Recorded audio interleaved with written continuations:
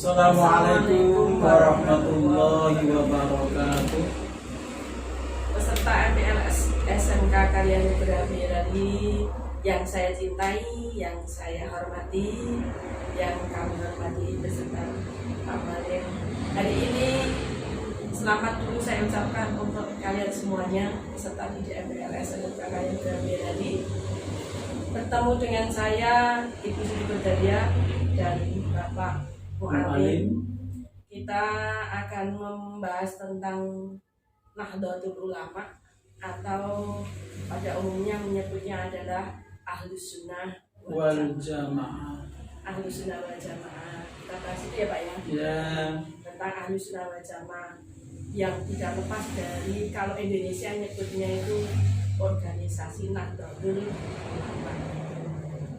Anak-anak, kita akan bahas tentang apa yang disebut dengan Ahlus Sunnah wal Jamaah. Itu pertama kali dimunculkan ketika ada prediksi dari Rasulullah SAW. Rasulullah berprediksi begini. Rasulullah mengatakan begini, bahwa suatu hari nanti, kata Rasulullah, setelah saya meninggal dunia, nanti Islam itu akan pecah menjadi 73 golongan. Kata Rasulullah sendiri begitu. Karena Rasulullah sendiri itu adalah diberikan kecerdasan oleh Allah yang sangat istimewa, sehingga punya prediksi seperti itu. Bahkan Rasulullah juga tahu bahwa di luar Islam sendiri pun itu dikatakan akan pecah juga sekitar 72 golongan. Nah, kita bicara tentang Islam. Islam pecah setelah meninggal dunia, Rasulullah akan menjadi pecah 73 golongan atau lebih. Nah, terus itu disampaikan kepada sahabat-sahabat Rasulullah.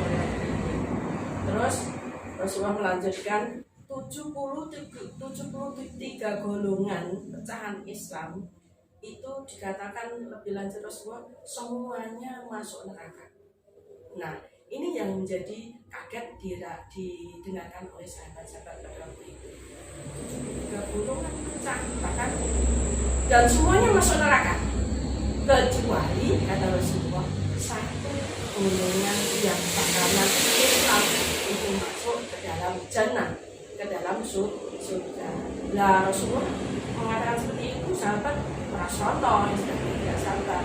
Lalu sahabat menanyakan, ya Rasulullah, sudah pecah segitu banyak, kok terus akhirnya malah masuk neraka, tapi kok kecuali yang hanya satu golongan. Itu golongan yang mana ya Rasulullah? Lalu Rasulullah, golongan yang masuk surga adalah Islam Ahlus Sunnah wal Jamaah. Nah, inilah ucapan pertama yang kita kenal sampai sekarang ini, yang namanya Islam Ahlus Sunnah wal Jamaah. Nah, terus yang Ahlus Sunnah wal Jamaah yang bagaimana ya Rasulullah? Yang Islam yang aswaja yang seperti apa? Nah, diisikannya aswaja. Lalu dijawab Rasulullah, Ahlus Sunnah wal Jamaah wa ma'ana alaihi wa ashabi, yang mengikuti saya dan mengikuti sahabat-sahabat saya, itu namanya Islam Ahlus Sunnah wal Jamaah. Lalu terus yang mengikuti Rasulullah dan sahabat-sahabat seperti apa?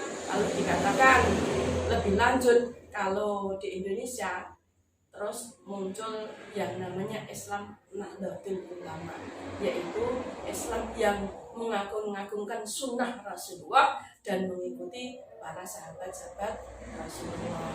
Kalau dikatakan ini dalam secara istilah, Ahlus Sunnah wal Jamaah adalah suatu golongan yang mengamalkan Islam, di mana Islam amalannya itu adalah yang telah disampaikan, mengikuti apa yang telah disampaikan Rasulullah melalui sahabat-sahabatnya, lalu tabi'in, lalu pada ulama salafus salihin. Itu namanya Ahlus Sunnah wal Jamaah.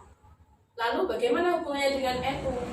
Nah, Nahdlatul Ulama itu adalah perwujudan dari apa yang disampaikan oleh Rasulullah, Ahlus Sunnah wal Jamaah. Kenapa? Apa betul itu? Karena kalau betul berarti berhak dong untuk masuk surga. Nah, betul. Kenapa? Karena kita Nahdlatul Ulama itu tidak lepas segala apa yang kita amalkan ya Pak Malik, itu tidak lepas mengikuti Rasulullah. ittiba benar kepada apa yang disampaikan oleh Nabi Muhammad dan mengikuti kepada sahabat-sahabat khulafaur rasyidin setelah Nabi Muhammad, bahkan kepada tabi'in, lalu tabi'in setelah Rasulullah sampai kepada kiai-kiai sekarang. Jadi ini sangat istilahnya itu secara turun-temurun itu betul-betul mengikuti langsung kepada, bisa langsung sampai kepada Nabi Muhammad SAW. Itu diantaranya tentang pengertian Ahlussunnah wal Jamaah. Lalu kalau Nahdlatul Ulama itu pada ciri khususnya ada amalia-amalianya seperti apa nanti akan disampaikan oleh Pak Malam ya. Monggo, amalia dari Nahdlatul Ulama itu seperti apa? Alhamdulillah, peserta MPLS Ibu Siti Qadariyah sudah menjelaskan tentang sekitar pengertian aswaja Ahlus Sunnah wal Jamaah. Sedikit pada kesempatan ini saya juga akan menyampaikan ciri khusus amaliyah keseharian Ahlus Sunnah wal Jamaah khususnya di Indonesia. Satu di antaranya bahwa Ahlus Sunnah wal Jamaah itu suka beramal atau beramaliyah membaca Yasin, membaca tahlil atau tahlilan atau juga bisa disebut Yasinan. Memang juga ada orang yang tidak suka Yasinan, ada juga yang tidak suka tahlilan, ada. Apa toh isinya?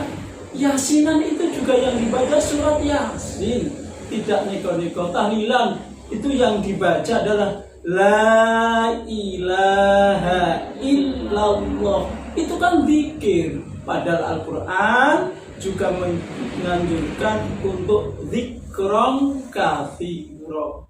Berzikirlah yang sebanyak-banyaknya. Satu di antaranya berzikir, membaca kalimat thayyibah La ilaha illallah. Kemudian amaliyah keseharian aswaja Ahlus Sunnah wal Jamaah yang lain adalah ziarah kubur. Memang dulu di masa Rasulullah sempat melarang orang berziarah kubur. Kenapa dilarang? Sebab orang-orang umat ketika itu imannya belum kuat. Tetapi setelah akidahnya, imannya kuat, Rasulullah menekankan fazuruha, maka berziarahlah kubur. Bukan minta sesuatu kepada kuburan. Berziarah kubur berarti artinya kita mendoakan orang yang sudah meninggal dunia. Tidak dilarang, bahkan malah dianjurkan. Kemudian amaliyah yang lain termasuk Maulid Nabi Muhammad SAW,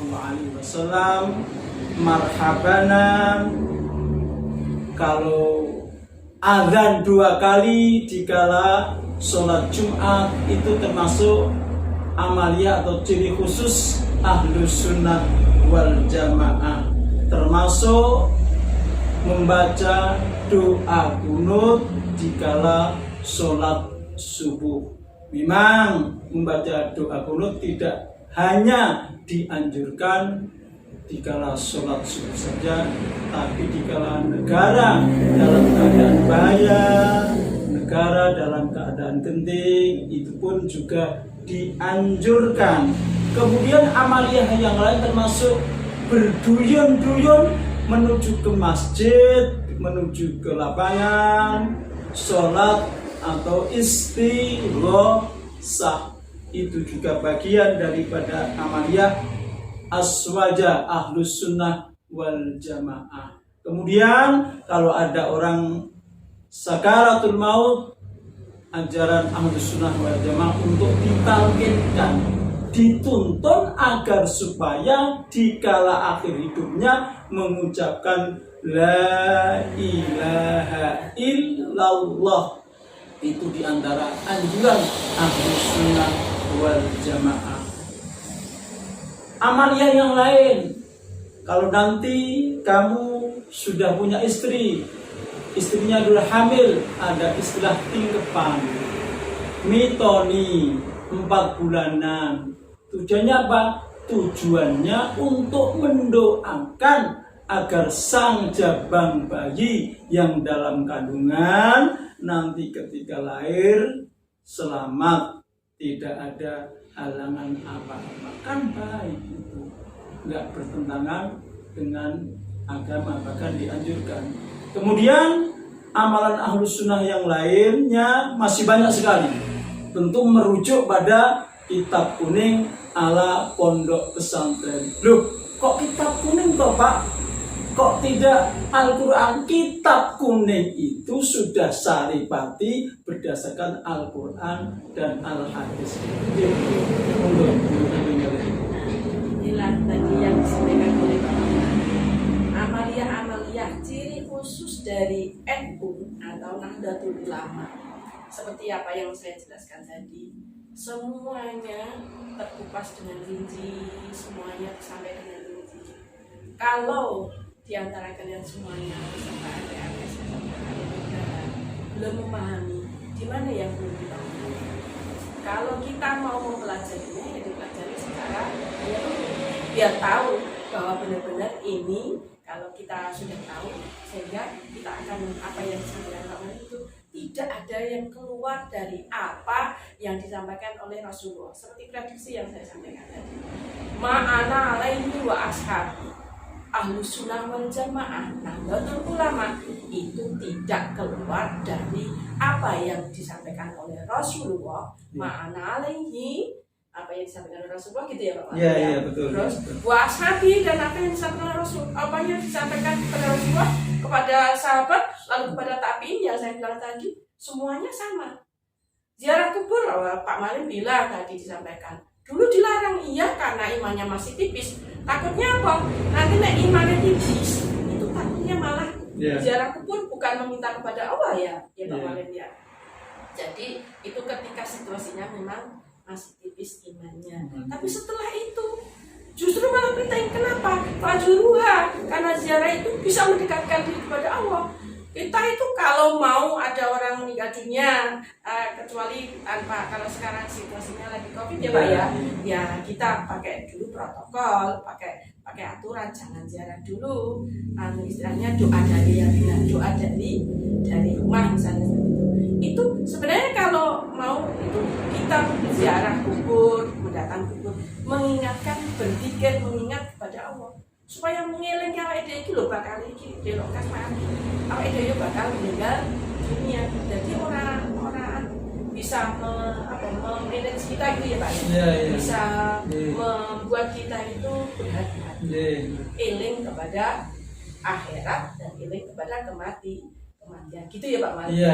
Jadi intinya apa yang saya sampaikan itu Ahlus Sunnah wal Jamaah, apa itu Nahdlatul Ulama itu betul. Insya Allah maka ini adalah umat yang diinginkan oleh Rasulullah sesuai dengan Rasulullah, bahwa Ahlus Sunnah wal Jamaah adalah dakhalal jannah. Amin. Seperti apa yang kita sampaikan berdua, sampai demikian mungkin mau dikatakan atau sudah cukup. Nah, saya rasa ini cukup.